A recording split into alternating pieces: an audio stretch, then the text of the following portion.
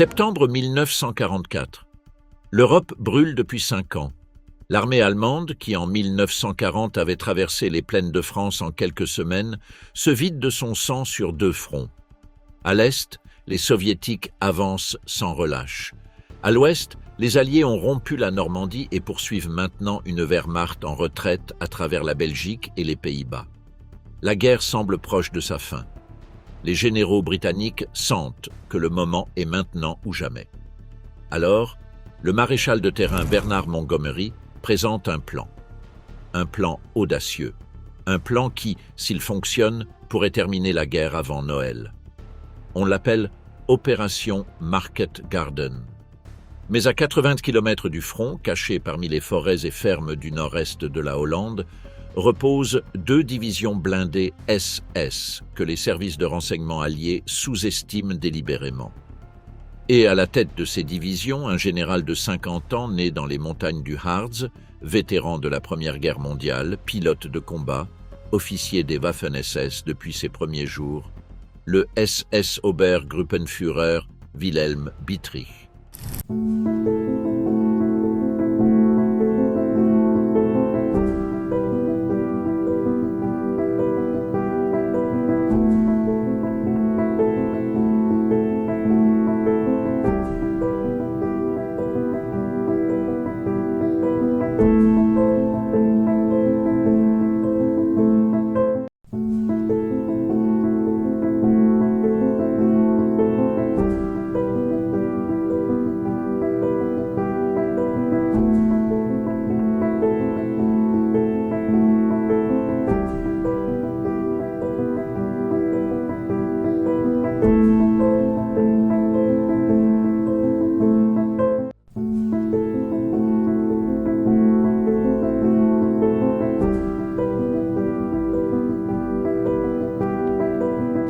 L'homme que personne n'a vu venir. Wilhelm Bittrich est né le 26 février 1894 à Wernigerode, une petite ville située au bord du massif du Harz, dans ce qui est aujourd'hui l'État allemand de Saxe-Anhalt. Son père était représentant de commerce. L'enfance dans cette région montagneuse, avec ses hivers rigoureux et ses étés brefs, a marqué un homme que ceux qui l'ont connu se souvenaient toujours comme méthodique. Froid sous la pression et brutalement honnête avec ses supérieurs, qualité qui, pendant la Seconde Guerre mondiale, l'a mis en conflit avec les cercles du pouvoir à Berlin plus d'une fois. Quand la Première Guerre mondiale a éclaté, Bittrich avait 20 ans et s'est volontairement engagé. Il a commencé sa carrière comme officier d'infanterie, mais en 1916, il a demandé son transfert aux corps aériens nouvellement formés. La transition a changé quelque chose chez lui. Comme pilote du Jagdstaffel 37, l'escadrille de chasse, Bittrich a obtenu 3 victoires aériennes confirmées et a gagné la Croix de fer de première classe. Il a appris dans les airs ce qu'aucun livre de tactique ne peut enseigner, que la vitesse de décision au moment exact où se présente l'opportunité détermine qui vit et qui tombe. Il n'a jamais oublié cette leçon. Après la guerre, Bittrich s'est brièvement intégré au Freikorps, les unités paramilitaires qui ont combattu l'agitation révolutionnaire en Allemagne, avant de s'incorporer à l'armée régulière de la République de Weimar. Au début des années 1930, il était déjà officier d'état-major, et en 1932, il a adhéré au NSDAP. L'année suivante, la SS l'a recruté pour aider à établir ses écoles de formation d'officiers. Son expérience en tant que militaire de carrière était exactement ce que l'organisation de Himmler avait besoin pour se doter d'une structure professionnelle réelle. Ce qui a suivi a été une succession de commandements de plus en plus importants dans les divisions des Waffen-SS, le régiment Deutschland pendant la campagne de France, la division Das Reich sur le front de l'Est, la division de cavalerie SS Florian Geyer dans les opérations de sécurité en Union soviétique. Et à partir de février 1943, le commandement de la 9e division Panzer SS Hohenstaufen, avec laquelle il a combattu en Normandie jusqu'à ce que, le 1er juillet 1944, il soit promu au commandement du 2e corps Panzer SS. Mais les mois précédents, Arnhem avait laissé des traces. Le 2e corps Panzer SS avaient combattu en Normandie presque sans interruption depuis juin, et les semaines dans la poche de Falaise du 12 au 21 août 1944 avaient été dévastatrices. Les Alliés avaient fermé le piège et écrasé des dizaines de milliers de soldats allemands. Le corps de Bittrich est sorti de ce chaudron, mais à peine reconnaissable. Les véhicules blindés, détruits ou abandonnés par manque de carburant lors de la retraite. Les hommes, épuisés. Les dépôts de munitions, presque vides. Le maréchal de terrain Walter Model, commandant du groupe d'armée B, a pris une décision. Le 2e corps Panzer SS avait besoin de repos et de réorganisation. Il a été assigné à une zone tranquille, loin du front, dans le nord-est de la Hollande, à environ 75 km des positions allemandes de première ligne. Un secteur où, selon le propre Bittrich, rien de particulièrement significatif ne se passait. À la mi-septembre 1944, le quartier général du 2e corps Panzer SS était à Doetinchem, une ville hollandaise à environ 25 km à l'est d'Arnhem. La 9e division SS Hohenstaufen, sous le commandement temporaire de SS Obersturmbannführer Walter Harzer, avait ses unités dispersées autour de Beckbergen et du parc national de Veluwe, dans des collines boisées parfaites pour se cacher de l'aviation alliée.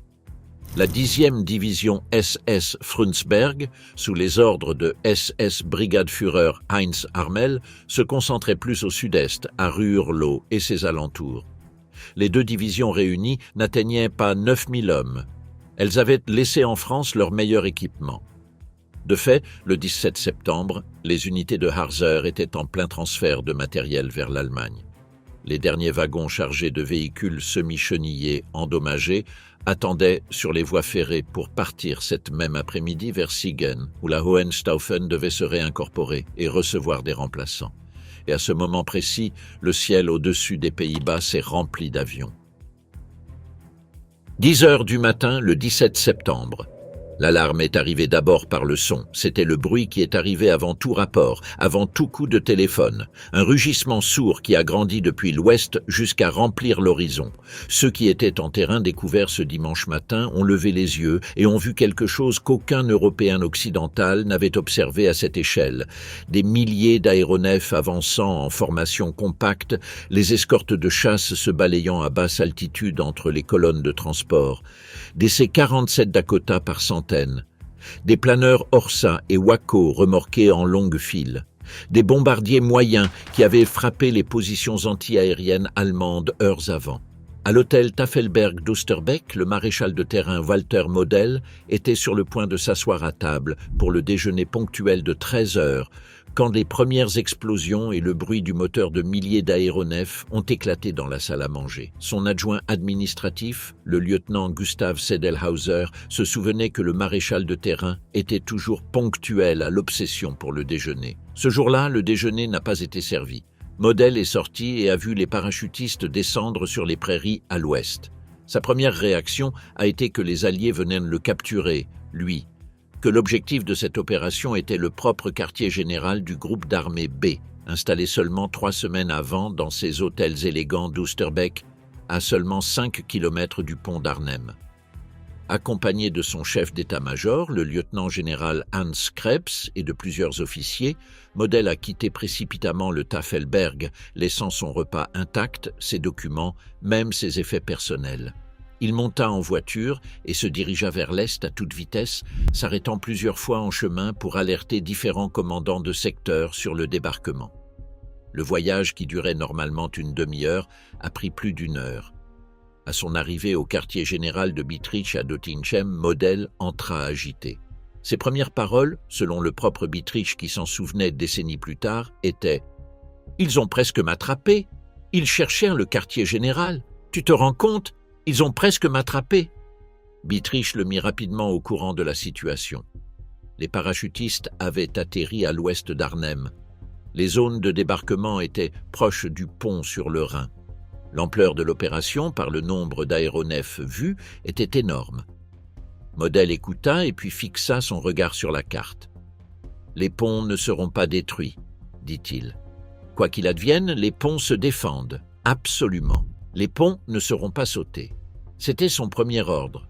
Bittrich était déjà parvenu avant à la même conclusion, bien que pour des raisons partiellement différentes. Si les ponts sur le Rhin et la Waal à Arnhem et Nimège restaient détruits, les propres forces allemandes au sud du fleuve perdraient leur unique voie d'échappement ou de renfort. L'ordre coïncidait avec la logique tactique, bien que Bittrich, dans les jours suivants, verrait cette décision comme une erreur potentiellement catastrophique, mais cela vint après. Dans ses premières minutes, Bittrich avait déjà à l'esprit le schéma de la réponse. Il prit une carte. Il pointa 2 objectifs. Il dit à Harzer que la Hohenstaufen devait contenir et détruire les forces aéroportées britanniques à l'ouest et dans Arnhem. Il dit à Harmel que la Frundsberg devait traverser le Rhin dès que possible, avancer au sud et bloquer le pont de Nimège avant que les Alliés puissent consolider le corridor depuis le sud. La réunion fut brève. Dans une situation où le commandant allemand typique aurait attendu des ordres formels de l'échelon supérieur, demandé des clarifications, consulté les niveaux intermédiaires, Bittrich a agi avec la vitesse qu'il avait apprise dans les ciels de la Première Guerre mondiale. 40 minutes après le premier contact avec Model, les commandants des 2 divisions SS avaient leurs ordres et leurs hommes étaient en mouvement. Le bataillon qui n'aurait pas dû être là. Tandis que Bittrich et Model coordonnaient à Döttinghem, dans les prairies à l'ouest d'Arnhem, quelque chose de plus imprévu se produisait déjà. Le SS Sturmbannführer Joseph Kraft avait 37 ans en septembre 1944. Il était ambitieux, énergique et politiquement habile dans la structure hiérarchique des Waffen-SS. Son unité, le 16e bataillon d'instruction et de remplacement SS, était composée principalement de jeunes recrues en différentes phases de formation de base avec des cadres de sous-officiers expérimentés. En total, environ 450 hommes.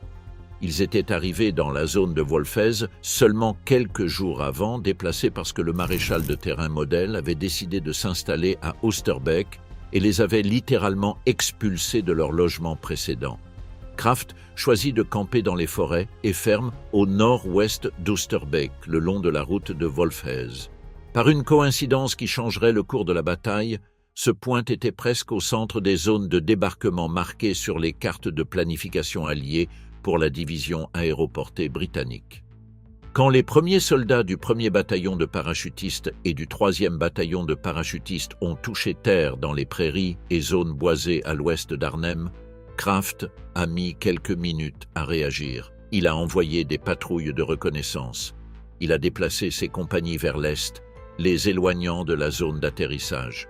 Il a établi une ligne de blocage en exploitant le talus du chemin de fer et la densité de la forêt. Et il a divisé ses 450 hommes en petits groupes avec de nombreuses mitrailleuses, avec l'ordre de tirer en rafales courtes depuis des positions cachées pour simuler une force beaucoup plus grande. C'était du théâtre. Mais ça a marché. Les bataillons britanniques qui avançaient par les routes nord et centrales vers le pont d'Arnhem se sont heurtés à cette ligne improvisée et se sont arrêtés.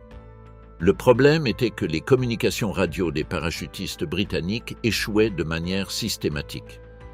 Les radios du modèle 22-7 que portaient les bataillons subissaient des interférences constantes sur ce terrain boisé, laissant les unités sans coordination entre elles ni avec le quartier général de la division.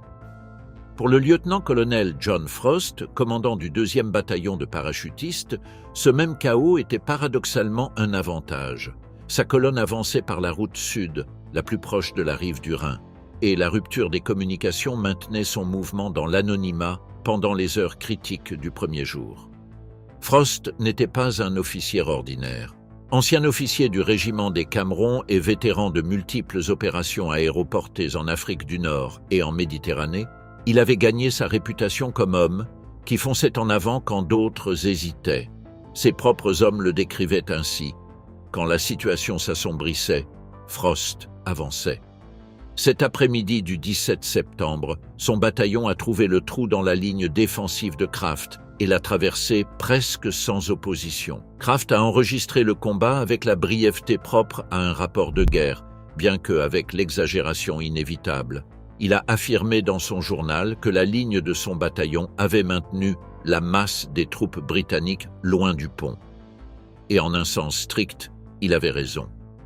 Les 2 bataillons principaux qui tentaient d'atteindre le pont par les routes nord et centrales sont restés bloqués pendant des heures critiques. Seul le 2e bataillon de Frost s'est glissé par la couture sud avant que la ligne allemande puisse se fermer complètement. À 20 h le 17 septembre, les hommes du 2e bataillon de parachutistes ont atteint l'extrémité nord du pont sur le Rhin à Arnhem et l'ont assuré. Ils étaient arrivés, mais ils étaient seuls. La reconnaissance de Grebner est la première décision critique. Bietrich se heurtait cet après-midi à un problème d'information. Ses forces étaient en mouvement, mais le terrain entre Arnhem et Nimège était une inconnue. Il ne savait pas avec certitude ce qui avait atterri là, en quelle force, avec quelles intentions. Les divisions aéroportées américaines de la 82e division aéroportée, qui avait chuté plus au sud près de Groesbeck et Nimège, pouvaient représenter le début d'une attaque convergente. Il avait besoin de yeux sur ce corridor. L'unité la plus mobile et la mieux équipée de la Hohenstaufen était le 9e bataillon de reconnaissance SS, sous les ordres du SS Hauptsturmführer Viktor Eberhard Grebner. Né à Leipzig le 24 mai 1914, Grebner avait combattu comme officier de l'armée régulière en Barbarossa à partir de 1941, avant de passer au Waffen-SS en 1943. Son parcours à la Hohenstaufen l'avait mené en Normandie, où son agressivité et sa vitesse de décision avaient attiré l'attention de ses supérieurs. Le 23 août 1944, seulement 26 jours avant Arnhem, il avait reçu la croix de chevalier de la Croix de Fer des mains de son commandant divisionnaire, Walter Harzer, qui lui avait remis la décoration lors d'une cérémonie à Hohenderloo qui a été interrompue par l'arrivée de chasseurs-bombardiers alliés. La cérémonie s'est complétée sous les arbres.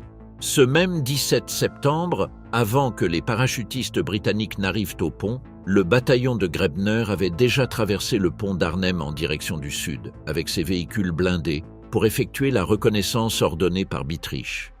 Il disposait d'environ 40 véhicules, incluant des véhicules semi-chenillés blindés et des automobiles de reconnaissance, et c'était la force la plus capable que l'une ou l'autre des 2 divisions SS pouvait déployer à ce moment.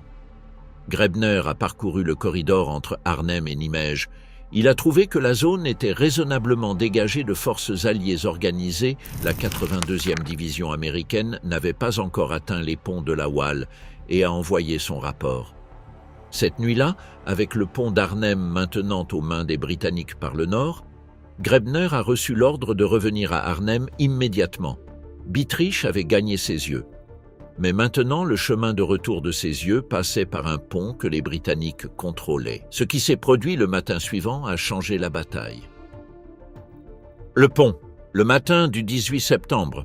C'était environ 9 h du matin le 18 septembre quand les sentinelles du 2e bataillon dans les étages supérieurs des bâtiments flanquant l'extrémité nord du pont ont d'abord entendu puis vu la colonne de Grebner s'approcher du sud. Un éboueur hollandais qui faisait sa tournée matinale près du pont a probablement été la première victime de ce jour-là, quand les parachutistes ont tiré sur son camion en entrant dans le secteur qu'il contrôlait. Frost et ses hommes étaient déjà 16 h sur le pont.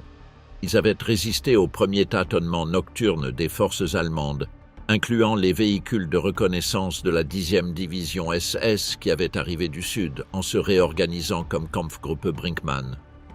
Les Britanniques avaient brûlé la nuit précédente un camion allemand qui tentait de traverser, laissant sa carcasse fumante sur la rampe nord comme un obstacle gênant, mais qui prouvait aussi que le pont pouvait être défendu depuis les bâtiments environnants. Maintenant, la colonne de Grebner, avec ses 21 ou 22 véhicules restants, il en avait laissé certains à Elst, à mi-chemin entre Arnhem et Nimège, avançait en formation vers la rampe sud du pont. Le major Dennis Munford, officier d'artillerie de la brigade, avait enregistré comme objectif une zone de concentration appelée Mieke-Un, à l'extrémité sud du pont. Depuis sa position dans un des bâtiments, il a contacté par radio la batterie stationnée à Oosterbeek et a reçu l'autorisation d'ouvrir le feu. Quand la colonne de Grebner s'est mise en mouvement, Munford a simplement prononcé les mots « Objectif, Mieke-Un ». La batterie a tiré sans besoin de correction. C'était précisément la zone par laquelle les véhicules allemands devaient passer. Le feu d'artillerie était trop léger pour arrêter les blindés, mais a semé des pertes parmi les motocyclistes en tête de colonne. Les premiers véhicules, automobiles à roues plus rapides, ont traversé la rampe à toute vitesse, se faufilant parmi les débris brûlés du camion de la nuit précédente et les mines que les parachutistes avaient placées la nuit sur l'asphalte. Certains de ces véhicules plus rapides ont rompu l'encerclement et sont arrivés au nord, mais ce qui les attendait là étaient les fusils, les Piat anti-chars et les canons de 57 mm des hommes de Frost. Quand les semi-chenillés chargés de soldats ont commencé à suivre les automobiles, l'ordre d'ouvrir le feu avait déjà été donné et aucun d'eux n'a atteint l'autre côté sans être touché. Le sergent Cyril Robson, canonnier du C-Troop, avait son canon de 57 mm dans une rue à l'ouest du pont, considérablement en dessous du niveau de la rampe. Le lieutenant Tony Cox, depuis une fenêtre du bâtiment au-dessus de lui, le guidait. Robson a tiré des projectiles solides contre le parapet latéral du pont jusqu'à ouvrir un trou en forme de V, et depuis ce trou, il pouvait tirer directement contre les côtés des semi-chenillés qui passaient à côté de lui. Les véhicules qui n'étaient pas immédiatement détruits restaient bloqués sur la rampe, leurs tourelles supérieures ouvertes, exposées à la pluie de projectiles d'armement léger qui tombaient de tous les bâtiments adjacents. Les soldats qui tentaient de sortir des véhicules en flammes tombaient sur l'asphalte sans pouvoir atteindre aucune couverture. Le combat a duré environ 2 heures.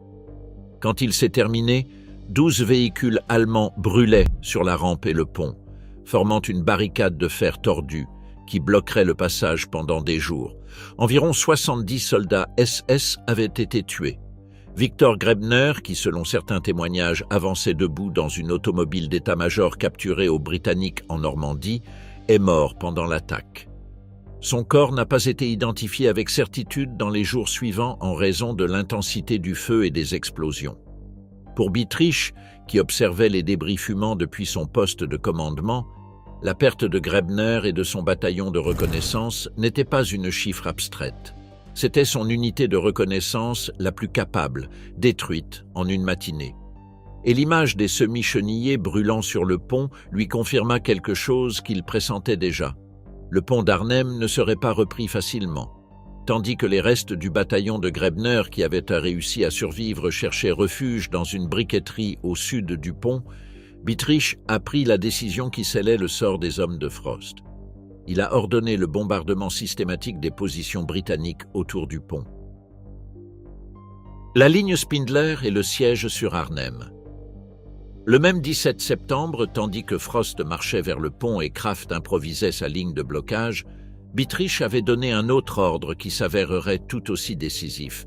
Le SS Obersturmbannführer Ludwig Spindler était le commandant du régiment d'artillerie de la 9e division Panzer SS Hohenstaufen. En conditions normales, un artilleur commande des canons et des obusiers, pas l'infanterie. Mais Bittrich et Harzer n'avaient pas le luxe d'utiliser chaque officier selon sa spécialité. Spindler a reçu l'ordre d'établir une ligne de blocage à l'ouest d'Arnhem qui empêche la masse des forces aéroportées britanniques d'avancer vers le pont. Pour ce faire, il devrait rassembler ce qui serait disponible.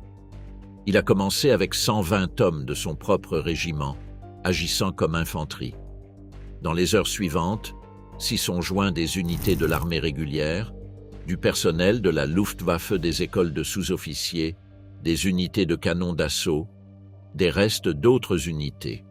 Le Kampfgruppe Spindler a grandi organiquement tout au long de la journée, se positionnant dans une ligne qui courait du nord au sud vers le Rhin, fermant progressivement chacune des routes que les bataillons britanniques tentaient d'utiliser pour atteindre le pont. 2 téléphonistes allemandes qui travaillaient à la centrale téléphonique d'Arnhem ont pris une décision cet après-midi-là qui a changé le flux d'informations. Elles sont restées à leur poste toute la nuit, signalant les mouvements des unités britanniques et aidant la ligne Spindler à se positionner aux points optimaux. Le général Bittrich, quand il l'a appris, leur a personnellement accordé la croix de fer. La ligne Spindler, appelée par les Allemands Sperrlinie Spindler, était l'axe de ce que Harzer appelait le blocus Harzer. un dispositif défensif qui prétendait sceller Arnhem par l'ouest et isoler le pont de la masse des forces britanniques qui continuaient à atterrir dans les zones de débarquement à plusieurs kilomètres de distance. Aux côtés de la ligne Spindler opéraient d'autres groupes, comme le Kampfgruppe von Alverden avec ses canons d'assaut, qui couvraient les flancs et défendaient les rues étroites de la ville où les Britanniques tentaient d'avancer dans les jours suivants. Simultanément, depuis le secteur occidental, le lieutenant-général Hans von Tettau organisait un autre dispositif par les ordres directs de Model. Le groupe von Tettau s'est formé avec un mélange hétérogène d'unités disponibles dans la région. L'école de sous-officiers SS d'Arnhem, un bataillon de volontaires hollandais des SS, un régiment d'instruction de la Luftwaffe et plusieurs autres unités de garnison. Sa mission était d'attaquer la zone de débarquement britannique depuis l'ouest, pressant les forces aéroportées qui n'avaient pas encore atteint la ligne de combat. C'était le double marteau que Model voulait. Harzer se fermant depuis l'est et le nord, Tettau pressant depuis l'ouest. Le 18 septembre, tandis que les débris de la colonne de Grebner continuaient à brûler sur le pont, les environ 2000 parachutistes de la 4e brigade de parachutistes du brigadier Sean Hackett ont commencé à atterrir dans les zones de débarquement. Ils ont atterri sous le feu du Kampfgruppe von Tettau. Beaucoup ont perdu leur équipement lourd pendant la descente même. Ceux qui ont survécu à l'atterrissage sous le feu ont trouvé la route vers Arnhem bloquée par la ligne Spindler. Et ainsi, les Britanniques ont commencé à saigner. Harmel et la traversée par Pannerden. Tandis qu'Arnhem se transformait en un labyrinthe de combats urbains, Heinz Harmel avait un problème différent. SS, Brigadeführer Heinz Harmel, le commandant de la 10e division Panzer SS Frundsberg, avait 42 ans en 1944. Ses hommes l'appelaient affectueusement Der alte Frundsberg, le vieux Frundsberg, bien que 42 ans ne soient pas vraiment de la vieillesse. Le surnom parlait plus de son autorité et sa présence que de son âge réel. Harmel avait passé les jours précédant l'opération à Berlin pour des affaires de la division, et le 17 septembre, il revint en Hollande en urgence quand il reçut la nouvelle du débarquement allié. Quand il arriva au quartier général de la Frundsberg à Velp, approximativement 3 km au nord-est d'Arnhem, il trouva son chef d'état-major, le lieutenant-colonel Petsch, qui le mit au courant de la situation avec un air d'épuisement. « Dieu merci, vous êtes revenu », fut la première chose qu'il lui dit. Harmel appela alors Bittrich en personne et dit qu'il allait le voir. Bittrich n'avait pas dormi non plus, se souvenait Harmel des années plus tard. Quand j'ai entré, il a commencé à m'expliquer la situation penchée sur ses cartes, la colère et la frustration visible.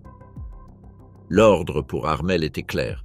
Déplacer sa division vers le sud, traverser le Rhin et arriver à Nimège pour bloquer les ponts sur la Waal avant que le 30 corps britannique puisse y accéder depuis le sud. Le problème, le pont d'Arnhem, qui était la seule connexion entre la rive nord et la rive sud du Rhin dans cette zone, était aux mains de Frost. Harmel a vu la carte et a compris l'ampleur du problème. Sa division complète, véhicules, blindés, artillerie, hommes, devrait traverser le Rhin par un ferry dans le village de Pannerden, environ 8 km au sud-est d'Arnhem. Un ferry fluvial traversant une division motorisée entière. Le Rhin à cet endroit a plus de 200 mètres de large, avec des courants variables. Les barges disponibles étaient Nantes. Les routes menant à l'embarcadère sont devenues de la boue en quelques heures sous le poids du trafic des véhicules militaires. Bittrich, anticipant le problème, avait déjà ordonné que les opérations du ferry commencent avant que Harmel n'arrive. Mais la réalité a surpassé toutes les prévisions de temps. Dans les premières 24 heures, les ingénieurs de Harmel n'ont réussi à traverser que 2 bataillons d'infanterie de l'autre côté du fleuve. Les chars et les véhicules lourds attendaient sur la rive nord en longue file d'attente. Les attaques aériennes alliées pendant le jour forçaient à arrêter les opérations et ne les reprendre qu'à la nuit tombante. Harmel a demandé à Bittrich avant de partir pour Pannerden pourquoi on ne détruisait pas le pont de Nimège pour empêcher les Alliés de le traverser. Bittrich a répondu avec honnêteté. Il avait soulevé la question à Model à plusieurs reprises. Model l'avait toujours rejeté. Les ponts étaient à l'Allemagne. Ils ne seraient pas détruits.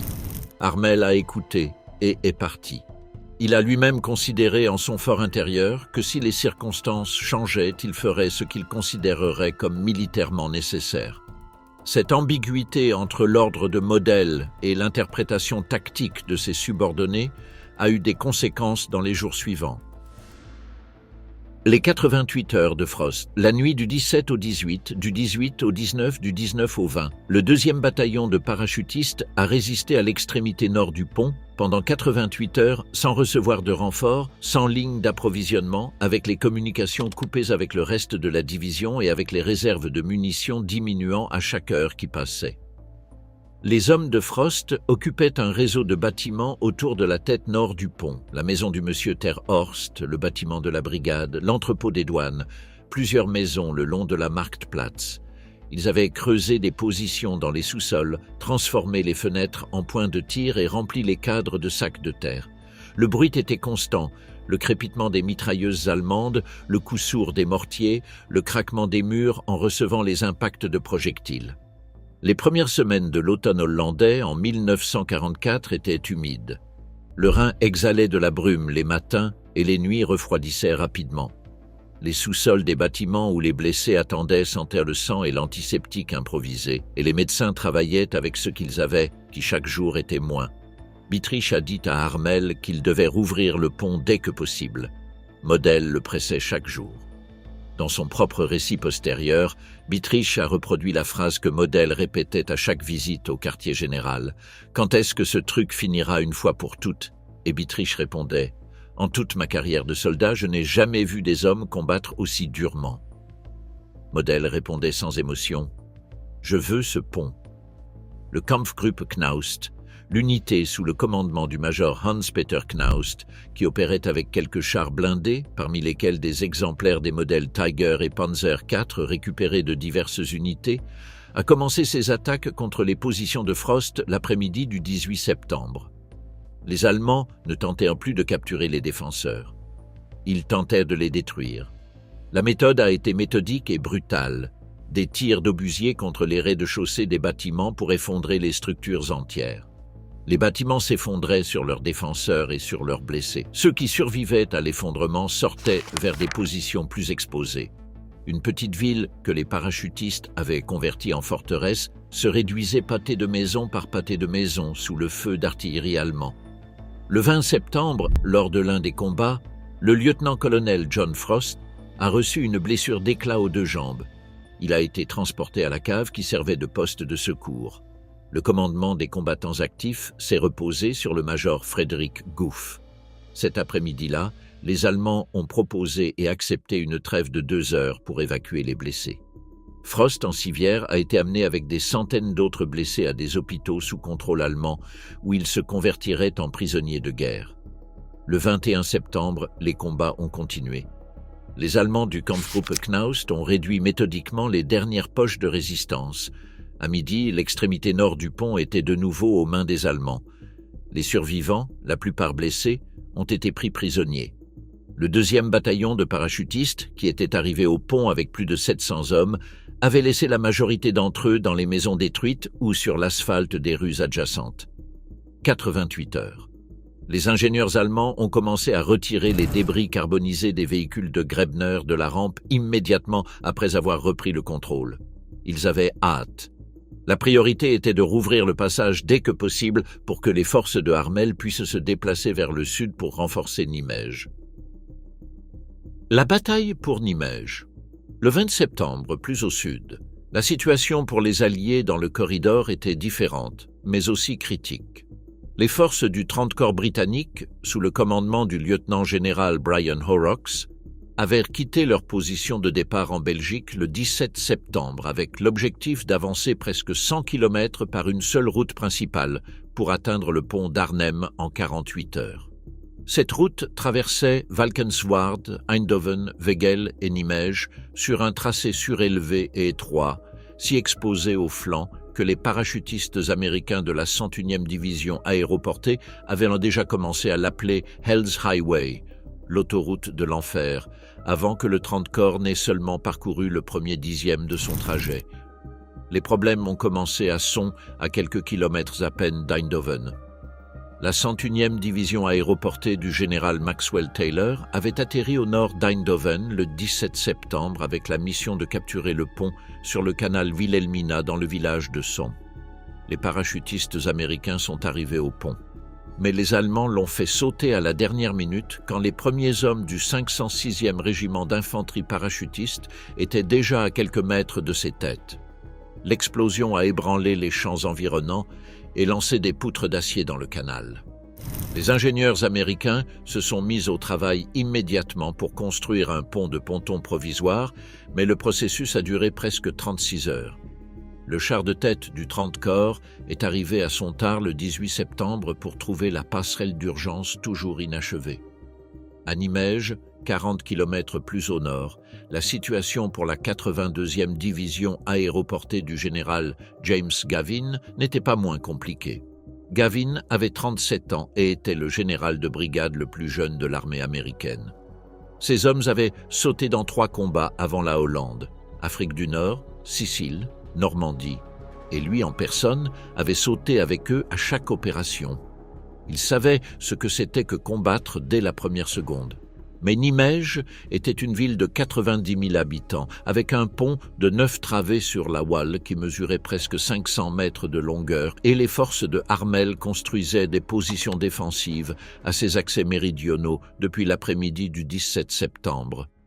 Gavin avait en plus un autre problème structurel. Browning lui avait donné l'ordre explicite de ne pas tenter de prendre le pont de Nimège jusqu'à ce qu'il n'ait assuré les hauteurs de Groesbeek, au sud-est de la ville.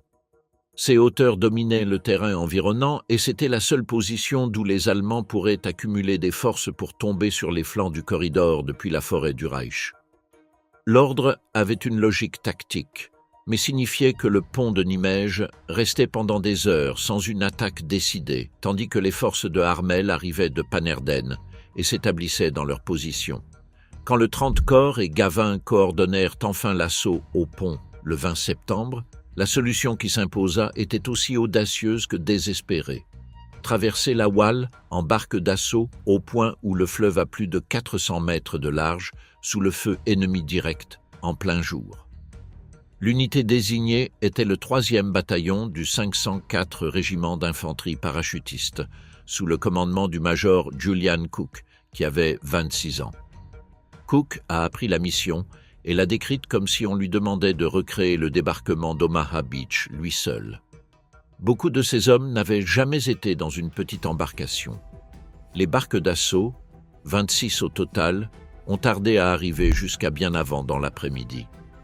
Construites en toile verte avec des fonds de contreplaqué de 19 pieds de longueur, elles mesuraient seulement 76 cm du plat-bord au fond. Chacune devait transporter 13 parachutistes et 3 ingénieurs qui les rameraient, mais dans beaucoup des barques, il n'y avait que 2 rames au lieu des 8 prévues. Les hommes devraient utiliser les crosses de leurs fusils. À 15 heures le 20 septembre, avec les chars des gardes irlandais tirant un écran de feu sur la rive nord et la fumée la couvrant partiellement, le premier lieutenant Patrick Mulloy entendit quelqu'un crier « Allez !» et toute sa rangée d'hommes saisit les bords des barques et se mit à courir vers la rive. La première vague, environ 260 personnes des compagnies H et I, plus les ingénieurs, entra dans l'eau dans des conditions que le capitaine Karl Capel décrivit plus tard comme « confusion totale ». Certaines barques se sont échouées dans la boue des rives basses. D'autres ont chaviré en entrant. D'autres tournaient sans contrôle, traînés par le courant de 8 à 10 km à l'heure de la Waal. Plusieurs hommes sont tombés à l'eau.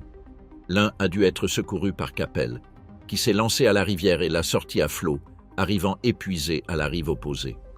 Le major Cook, catholique pratiquant, ramait avec son propre kayak et priait à haute voix, marquant le rythme des coups de rame. Le lieutenant Virgil Carmichael, depuis une autre barque proche, entendit Cook enchaîner les paroles à chaque coup. « Ave Maria, pleine de grâce. Ave Maria, pleine de grâce. » Puis, les Allemands ont ouvert le feu. Le feu de mitrailleuses lourdes et de mortiers depuis la rive nord balayait l'eau. L'aumônier Quell a vu comment la tête de l'homme assis à son côté disparaissait d'un seul coup de feu. Depuis la centrale électrique de la rive sud où le lieutenant-colonel Gill Vandler des gardes irlandais observait avec des jumelles, le spectacle était d'une dureté qui l'a laissé sans parole. Des années plus tard, il a dit qu'il n'avait jamais vu une démonstration semblable du courage humain. Moins de la moitié des barques est arrivée à la rive nord. Les hommes qui ont débarqué avaient devant eux entre 200 et 800 mètres de terrain plat jusqu'au talus allemand, de 4 à 6 mètres de hauteur, d'où les positions de Harmel balayaient en enfilade. Ils ont couru. Ils sont arrivés au talus avec des grenades et des baïonnettes. Le sergent Theodore Finkbeiner a émergé le tête au-dessus de la crête et s'est trouvé face au canon d'une mitrailleuse à quelques centimètres de son visage. Il s'est accroupi, a lancé une grenade, a attendu l'explosion et a grimpé. Les Allemands ont reculé position par position. À ce moment critique, avec les Américains pressant du nord et les chars des gardes irlandais s'approchant du sud par le pont lui-même, les forces de Harmel sur les deux rives ont commencé à abandonner le pont. Harmel, qui avait installé son poste de commandement en un point d'où il pouvait voir le croisement, avait préparé les charges de démolition. Aux côtés de l'ingénieur de garde sur la boîte du détonateur, il attendait. Il a vu un char atteindre le centre du pont, puis un deuxième. Quand il y en a eu 4 en file, il a donné l'ordre. « Feu !» L'ingénieur a actionné le détonateur. Rien. Il a essayé de nouveau. Silence. Les câbles, que les parachutistes américains avaient coupés lors de leur assaut à l'extrémité nord, n'avaient pas transmis le signal. Les chars des gardes irlandais ont continué à traverser. Harmel, regardant ces véhicules qui devenaient plus grands et plus proches à chaque seconde, a murmuré à son état-major « Ils seront ici dans 2 minutes. » Il s'est tourné et a commencé à réorganiser ses forces vers le nord, vers Elst et le corridor entre Nimège et Arnhem. Le pont sur la Waal est resté aux mains des Alliés l'après-midi du 20 septembre, mais Arnhem restait allemande, et entre Nimège et Arnhem, 10 km de route surélevée gardée par les canons de Harmel attendaient les chars du 30 corps. Les Américains qui avaient traversé la Waal ont perdu dans l'assaut plusieurs de leurs meilleurs hommes. Au coucher du soleil, avec le pont pris et l'extrémité nord assurée, le major Cook, qui était en mouvement pendant des heures, s'est assis au bord de la route et a pleuré. Les gardes blindés ont pris plusieurs heures pour traverser le pont et commencer l'avance vers le nord. Au moment où les premiers chars atteignaient les environs d'Elst, il faisait nuit noire et Harmel avait déjà ses 88 mm pointant sur la route surélevée.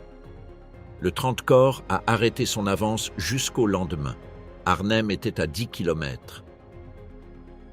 Le chaudron d'Oosterbeek, tandis que les événements à Nimège et le pont d'Arnhem se déroulaient, le gros de la première division aéroportée britannique, sous le commandement du général de division Robert Urquhart, était resté piégé dans un périmètre de plus en plus réduit autour de la ville d'Oosterbeek. Urquhart avait passé les premières 36 heures de la bataille sans pouvoir diriger quoi que ce soit. L'après-midi du 17 septembre, quand il a tenté d'avancer vers le pont pour voir la situation lui-même, il est resté piégé avec le brigadier Gerald Latbury quand les combats urbains ont interrompu son chemin de retour. Il a passé la nuit du 17 au 18 caché dans la cave d'une maison hollandaise, conscient que sa division combattait à plusieurs kilomètres de distance et qu'il n'avait aucun moyen de communiquer avec elle. Seulement l'après-midi du 18 septembre, après un retour pénible à travers les combats, Urquhart a pu reprendre le commandement. Et à ce moment, le panorama était clair. La majorité de la division n'atteindrait pas le pont. Les routes étaient bloquées. Le 19 septembre, le 3e jour de l'opération, est considéré par les historiens qui ont étudié la bataille en détail comme le point d'inflexion irréversible. Ce jour-là, 4 bataillons britanniques ont tenté un ultime assaut désespéré pour se frayer un chemin vers le pont d'Arnhem à travers les rues de la ville. Ils ont heurté les positions de Spindler et les canons d'assaut du Kampfgruppe von Alverden. Dans les rues étroites du centre urbain, les parachutistes avançaient en colonne que les flancs allemands pouvaient balayer des 2 côtés simultanément. Les pertes ont été si graves que plusieurs de ces bataillons ont cessé d'exister comme unités de combat efficaces. Seulement de petits groupes ont réussi à se retirer vers Oosterbeek. Harzer, avec la structure du blocus déjà consolidée, mettait de l'ordre dans ces groupes de combat autour du périmètre qu'avaient établi les Britanniques à Oosterbeek. L'hôtel Hartenstein, avec son grand jardin de gazon et ses avenues d'arbres, s'est transformé en quartier général d'Urquhart. L'église d'Oosterbeek, la villa Valkenburglaan, l'hôtel Schönhurd, les maisons de la famille Terhorst près du Rhin, ces bâtiments marquaient les limites de ce que les Allemands appelaient le Kessel, le chaudron, et les Britanniques simplement le périmètre. Le 22 septembre, Model a subordonné formellement le groupe von Tettow au commandement du 2e corps Panzer SS de Bietrich, qui avait déjà le contrôle opérationnel de toutes les forces allemandes engagées contre la 1re division aéroportée. Bietrich a transféré le commandement tactique immédiat à Harzer, qui s'est mis à diriger le siège depuis le secteur d'Arnhem, resserrant le périmètre avec ses unités depuis l'est et le nord, tandis que von Tettow pressait depuis l'ouest. Les jours 22 au 25 septembre se sont écoulés comme une forme de violence continue mais mesurée. Les Allemands n'assaultèrent pas le périmètre en masse, parce que Bietrich savait que les parachutistes britanniques combattaient bien depuis des positions défensives et qu'un assaut frontal coûterait plus que ce qu'ils gagnaient. La méthode choisie a été le siège artilleur. Bombardement systématique de mortiers et d'obusiers contre le périmètre, heure après heure, créant des pertes continues que les Britanniques ne pouvaient ni remplacer ni évacuer correctement. Urquhart a décrit ces jours comme l'expérience la plus difficile de sa vie militaire. Kate Terhorst, une femme hollandaise dont la maison s'est transformée en poste de secours improvisé, a soigné des centaines de blessés pendant plusieurs jours dans ses pièces et jardins avec le bombardement tombant sans interruption autour d'elle. Son nom reste à jamais lié à la bataille. Les largages d'approvisionnement depuis l'air qui devaient arriver avec des munitions et des provisions au périmètre d'Oosterbeek continuaient d'échouer. Les pilotes des avions de transport de la RAF et de l'USAAF volaient sous le feu anti-aérien allemand avec un courage extraordinaire, mais les conteneurs tombaient systématiquement en dehors du périmètre.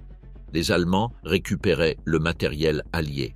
Dans certains cas, les parachutistes du périmètre regardaient depuis leur position comment les conteneurs de nourriture et de munitions descendaient entre les lignes allemandes. Les Polonais à Driel. Le 21 septembre, après 2 jours de retard causés par le mauvais temps en Angleterre, la première brigade de parachutistes polonaise du général de brigade Stanisław Sosabowski a finalement sauté sur les prairies au sud du Rhin, près du village de Driel. Sosabowski avait 52 ans et avait passé plusieurs jours précédant l'opération à exprimer ses doutes sur le plan. Quand, dans le briefing du 12 septembre, on lui a expliqué que les parachutistes polonais atterriraient au sud du Rhin tandis que ses dépôts d'équipements et de munitions iraient par planeur au nord, le général polonais a pointé le problème évident. Qu'arriverait-il si le pont restait aux mains des Allemands quand il arriverait? La réponse qu'il a reçue a été que d'ici là, le pont aurait été pris. Sosabowski n'était pas convaincu, mais est resté silencieux à la réunion. Au moment où les Polonais arrivaient sur le sol hollandais le 21 septembre, le pont d'Arnhem était déjà plusieurs jours de retour aux mains des Allemands. Le ferry qu'ils devaient utiliser pour traverser au nord et se joindre à Urquhart avait été détruit. Et depuis la briqueterie au sud du pont, les restes du bataillon de reconnaissance SS qui avait survécu à l'attaque de Grebner, réorganisé maintenant en une petite force défensive, harcelaient les Polonais depuis le terrain surélevé, les clouant dans la boue sous le feu de mitrailleuses. Les tentatives de traverser le Rhin pendant la nuit avec ce qui aurait pu être disponible ont échoué en grande partie. Les courants étaient forts. Les barques improvisées que les ingénieurs hollandais et les Polonais eux-mêmes trouvaient n'étaient pas suffisantes, ni en nombre ni en capacité. Dans la nuit du 22 au 23 septembre, seulement environ 50 soldats polonais ont réussi à traverser au périmètre d'Oosterbeek. Dans la nuit du 23 au 24, environ 150 de plus, des nombres qui ne changeaient pas l'équilibre des forces dans le siège. Le 23 septembre, la situation au sud s'est aussi compliquée. Les Allemands ont lancé des contre-attaques contre l'arrière du corridor du 30 corps, coupant temporairement les lignes d'approvisionnement. Harmel avait positionné ses groupes de combat, incluant des chars et des canons anti-chars de 88 mm, dans le village d'Elst, à 10 km au sud d'Arnhem, sur la route surélevée qui était la seule route viable pour les blindés britanniques. Les gardes blindés du 30 corps ont tenté d'avancer par cette route à plusieurs reprises, mais la combinaison de la chaussée surélevée, qui exposait complètement les silhouettes des chars, avec les canons de Harmel de part et d'autre, a transformé l'avance en un exercice meurtrier. Le 30 corps est arrivé jusqu'à Driel, mais n'a pas pu avancer plus au nord. Arnhem restait à 10 km de distance, une distance infranchissable dans ces conditions. Le 24 septembre, 60 chars Tiger sont arrivés au secteur de Model, renforçant les positions allemandes. L'arrivée de l'équipement lourd, qui avait voyagé depuis l'intérieur de l'Allemagne, a confirmé que toute possibilité théorique d'une rupture alliée dans cette zone était désormais purement académique. La décision du 25 septembre. Urquhart a reçu l'ordre de se retirer le 25 septembre. Ce n'était pas une surprise. Il savait depuis des jours que la situation était intenable. Le périmètre d'Oosterbeek avait été réduit à un rectangle d'approximativement 900 mètres par 700 mètres, avec plusieurs milliers d'hommes, combattants, blessés, personnel d'arrière, médecins, entassés dedans. Les munitions pour les armes lourdes étaient épuisées. La nourriture arrivait en quantité qui permettait à peine de fonctionner. Les blessés s'accumulaient dans les postes de secours sans possibilité d'évacuation. Le jour 24, le colonel médecin de la division, Graham Warrack, a demandé une trêve pour évacuer les blessés. Bittrich l'a accordé et le propre Bittrich a reçu Warrack. Le médecin britannique se souvenait de la réunion comme quelque chose d'étrange et presque surréaliste. En pleine guerre, face à un général SS, on lui a servi des rafraîchissements et la conversation a été courtoise. Bittrich a autorisé l'évacuation cet après-midi. Près de 250 blessés en civière et 200 blessés légers ont été transportés vers Apeldoorn en jeeps et ambulances allemandes. La nuit du 25 au 26 septembre a été l'opération Berlin. Le nom était une ironie sombre. L'objectif le plus ambitieux du plan allié réduit maintenant à une retraite nocturne de survie. Urquhart a organisé le départ avec le plus grand silence possible. Les hommes ont enveloppé leurs bottes avec du tissu pour amortir le bruit des pas. Ils ont avancé en rangée, la main sur l'épaule du soldat de devant pour ne pas perdre le contact dans l'obscurité. Les blessés qui ne pouvaient pas se déplacer sont restés derrière, avec les médecins volontaires qui ont choisi de rester pour s'en occuper. La nuit était sombre et pluvieuse. Le Rhin, à ce point, a environ 250 mètres de large. Les ingénieurs canadiens et britanniques avaient disposé des bateaux à rames et des canots pneumatiques. Le feu allemand de mortiers et de mitrailleuses a éclaté à plusieurs moments, semant des pertes dans les files d'attente. Mais l'obscurité et la pluie ont couvert en partie le croisement.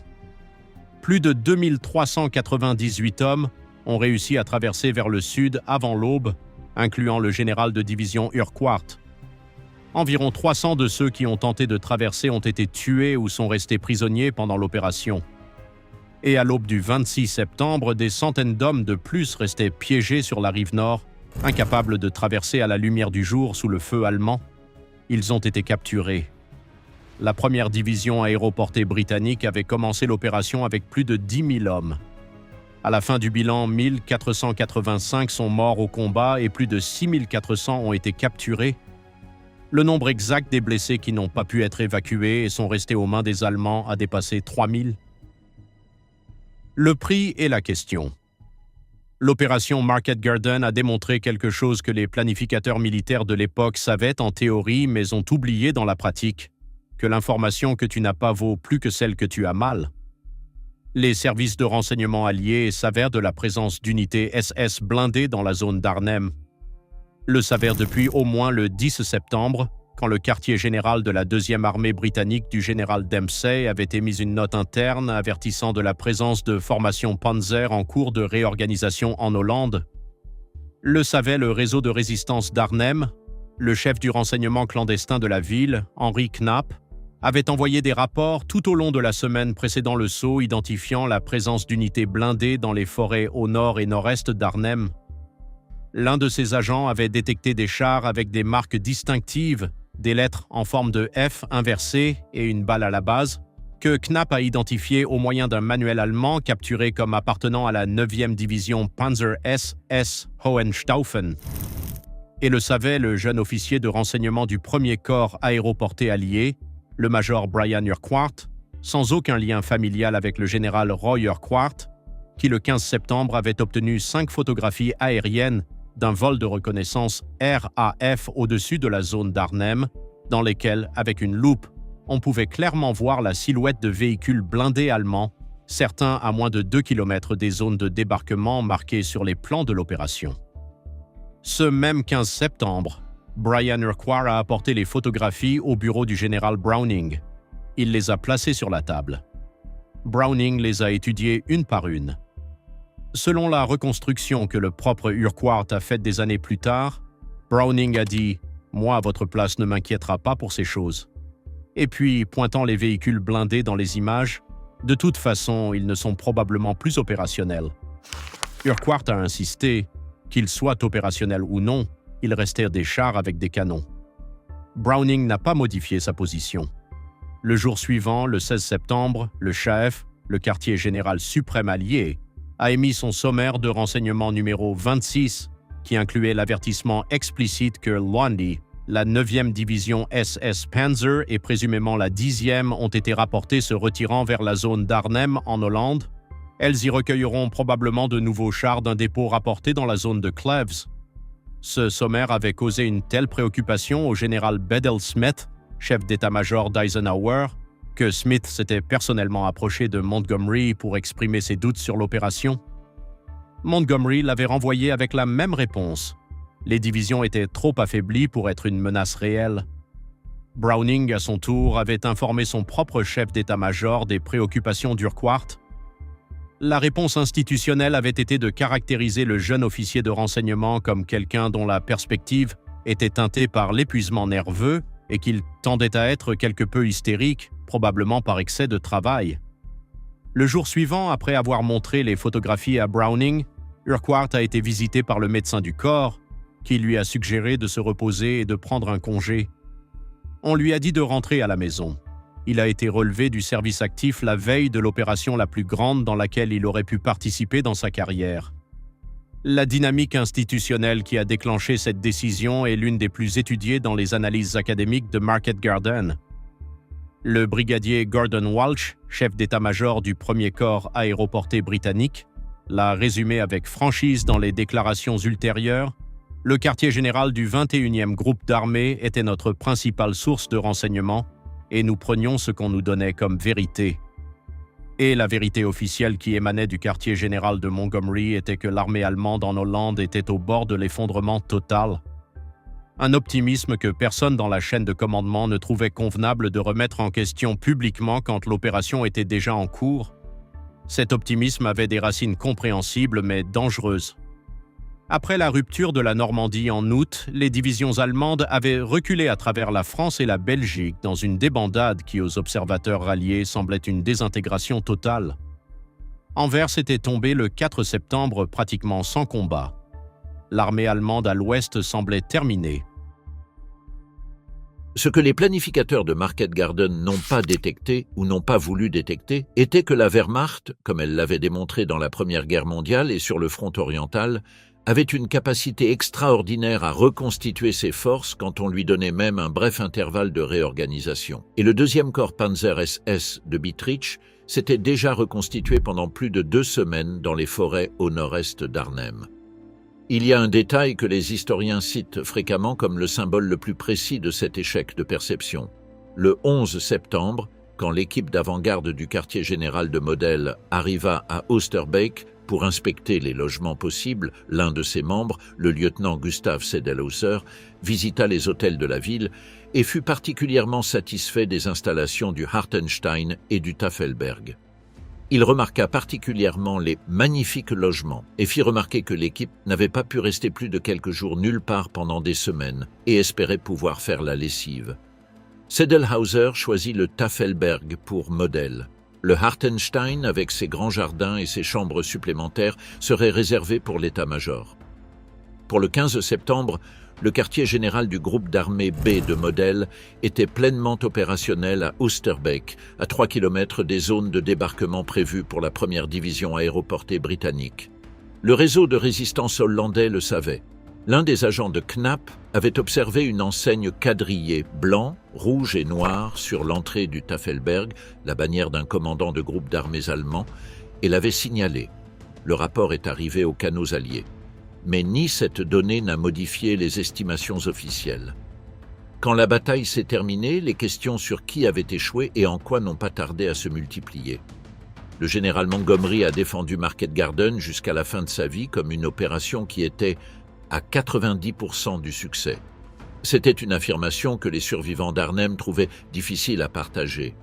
L'opération avait pris 4 ponts sur les 5 prévus, oui, mais le 5e était le seul qui comptait. Et l'échec sur ce pont avait des conséquences qu'un pourcentage ne pouvait pas résumer. La Hollande est restée partiellement occupée pendant un autre hiver, avec des conséquences qui ont tué plus de civils que les combattants tombés dans les 9 jours de l'opération. Le général Browning, pour sa part, a inventé la phrase qui s'est volontairement transformée en épitaphe de Market Garden. Quelques jours avant le saut, pendant l'un des briefings de planification, quelqu'un a pointé que la distance entre le point de départ du XXX Corps et le pont d'Arnhem était trop grande pour la couvrir dans le temps prévu. Browning a répondu « Peut-être essayons-nous d'aller trop loin ». La phrase en anglais « Going a bridge too far » lui a été attribuée par Cornelius Ryan des décennies plus tard, et Ryan l'a utilisé comme titre de son livre de 1974 sur l'opération. Browning a toujours nié l'avoir prononcé. Ce que personne n'a nié, c'est que la carte, avec ses flèches propres et ses chronogrammes précis, ne montrait pas les forêts au nord-est d'Arnhem remplies d'hommes du 2e corps Panzer SS, attendant qu'on leur donne une raison de bouger. Bietrich leur en a donné une le 17 septembre, dans l'espace de quelques minutes. La différence entre la capacité alliée de traiter l'information disponible et la capacité allemande d'agir sur l'information minimale qu'ils avaient était clairement exposée dans les premières heures de l'opération. Les Alliés savaient où se trouvaient les Panzers. Les Allemands ne savaient pas où allaient les parachutistes jusqu'à ce qu'ils les voient tomber. Et pourtant, la réponse allemande a été plus rapide. Cette asymétrie entre ce qu'on sait et ce qu'on fait avec ce qu'on sait est peut-être la leçon la plus durable de la bataille d'Arnhem. Pas la seule, mais la plus inconfortable pour ceux qui ont pris les décisions. Ce que la carte ne montrait pas, l'opération Market Garden a démontré quelque chose que les planificateurs militaires de l'époque savaient en théorie, mais ont oublié dans la pratique, que l'information que tu n'as pas vaut plus que celle que tu as mal. Les services de renseignement alliés savaient de la présence d'unités SS blindées dans la zone d'Arnhem. Le major Brian Urquhart, sans lien familial avec le général, officier de renseignement de la première force aéroportée alliée, avait présenté des photographies aériennes montrant des véhicules blindés dans les forêts au nord-est d'Arnhem. Le commandant du renseignement de l'opération a été relevé de ses fonctions quelques jours avant Market Garden, officiellement pour épuisement. Les photographies ont été rejetées comme sans pertinence. On a supposé que les divisions étaient trop affaiblies pour représenter un danger réel. Le lieutenant-général Frederick Browning, commandant du corps aéroporté, a un rôle compliqué dans les analyses historiques de l'opération. C'est lui qui a approuvé en dernier ressort les plans d'Urquhart incluant les zones de débarquement éloignées du pont et le calendrier échelonné d'arrivée. C'est lui qui a reçu et rejeté les avertissements de renseignement. Et c'était lui, selon le général Sosabowski et d'autres témoignages, qui a répondu aux préoccupations du commandant polonais sur le plan avec la phrase qui devint célèbre « Mais mon cher Sosabowski, les diables rouges et les braves polonais peuvent faire n'importe quoi. » Sosabowski ne s'est pas rassuré. Quand en septembre 1944, il a demandé ses ordres par écrit, il a expliqué à Browning qu'il ne voulait pas être considéré responsable du désastre qu'il prévoyait. L'histoire a prouvé que Sosabowski avait raison, bien que cette correction soit arrivée trop tard et à un prix trop cher. Du côté allemand, la combinaison de la présence de Bietrich avec la présence fortuite de Model au lieu exact où les parachutistes atterrissaient constituait une confluence de facteurs qu'aucun plan allié n'aurait pu complètement anticiper. Model était le commandant du groupe d'armée B. Le fait qu'il était en train de dormir et de prendre le petit déjeuner à 3 km des zones de débarquement était une coïncidence historique. Que cette coïncidence signifie que la réponse allemande a commencé non après des heures de confusion et de débat dans les chaînes de commandement, mais dans l'espace de minutes à partir du premier atterrissage, avec le commandant suprême de la région donnant des ordres directement au commandant du seul corps blindé disponible, a été déterminant. Model et Bietrich. Au même endroit, le même jour, avec l'autorité combinée pour activer une réponse immédiate. Le champ après la bataille. Dans les jours qui ont suivi la fin des combats à Oosterbeek, la population civile hollandaise est sortie dans les rues. Oosterbeek avait avant la guerre environ 10 000 habitants. La majorité était restée dans la zone pendant les 9 jours de combat, réfugiés dans les caves, sous les escaliers, dans n'importe quel espace offrant une certaine protection contre le feu constant. La famille Ter Horst, dont la maison a été utilisée comme poste de secours, a accueilli dans ses pièces et son jardin plus de 300 blessés dans les jours du siège. La dame Kate Ter Horst parcourait les chambres, lisant des psaumes aux blessés qui attendaient d'être soignés ou mouraient en attendant.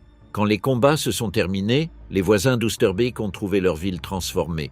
Les jardins des hôtels étaient traversés de tranchées. Les arbres des avenues avaient été écimés par les éclats. Les bâtiments du centre portaient les marques des impacts de projectiles, des fenêtres aveugles avec des sacs de terre, des façades effondrées.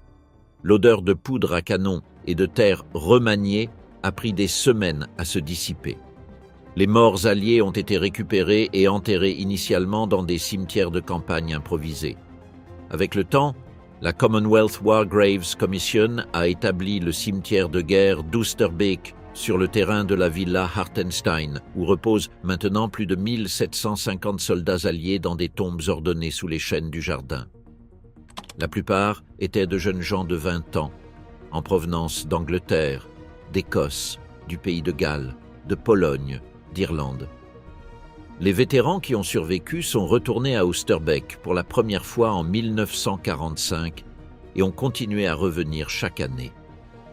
La cérémonie annuelle de commémoration célébrée au cimetière d'Oosterbeek chaque 3e week-end de septembre a attiré pendant des décennies les survivants de la bataille. Les enfants hollandais d'Oosterbeek ont placé des fleurs sur les tombes à la première cérémonie de 1945 et cette tradition a continué des générations après que les derniers vétérans aient disparu. Le pont sur le Rhin, le John Frost Brug, est toujours là.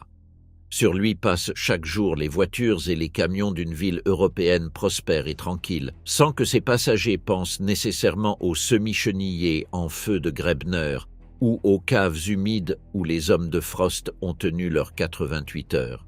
Mais le pont a un nom, et ce nom dit tout. L'opération Market Garden a échoué dans son objectif principal. Le Rhin n'a pas été traversé en septembre 1944. La ligne Siegfried n'a pas été contournée. La vallée de la Ruhr n'a pas été atteinte. La guerre sur le front occidental a continué jusqu'en mai 1945, avec les Alliés traversant finalement le Rhin en mars cette année-là, à Remagen, en un point très différent, après des mois additionnels de combats qui ont coûté des centaines de milliers de vies de plus des deux côtés. La Hollande a payé un prix supplémentaire. Les provinces du nord des Pays-Bas, libérées en partie par le corridor de Market Garden mais bloquées par l'échec à Arnhem, sont restées sous occupation allemande pendant l'hiver 1944 à 1945. Cet hiver est devenu connu dans l'histoire hollandaise sous le nom de Hungerwinter, l'hiver de la faim, la pénurie alimentaire causée par le blocus allemand des territoires occupés et la fermeture des transports a tué entre 18 000 et 22 000 civils hollandais entre novembre 1944 et mai 1945. La décision de lancer Market Garden, prise dans les semaines d'euphorie qui ont suivi la libération de Paris et la rupture de la ligne allemande en Normandie, était basée sur l'hypothèse que l'armée allemande était au bord de l'effondrement total. Sur le papier, la logique était compréhensible. Sur le terrain, la réalité était différente. Ce que la carte ne montrait pas, c'était les 9 000 hommes épuisés mais fonctionnels du 2e corps Panzer SS, se reposant dans les forêts de Hollande. Et ce qu'aucune photographie aérienne ne pouvait capturer était la vitesse avec laquelle un commandant capable peut transformer une force usée en une réponse efficace quand les circonstances l'exigent. Bittrich l'a fait en quelques heures. Ça a été suffisant.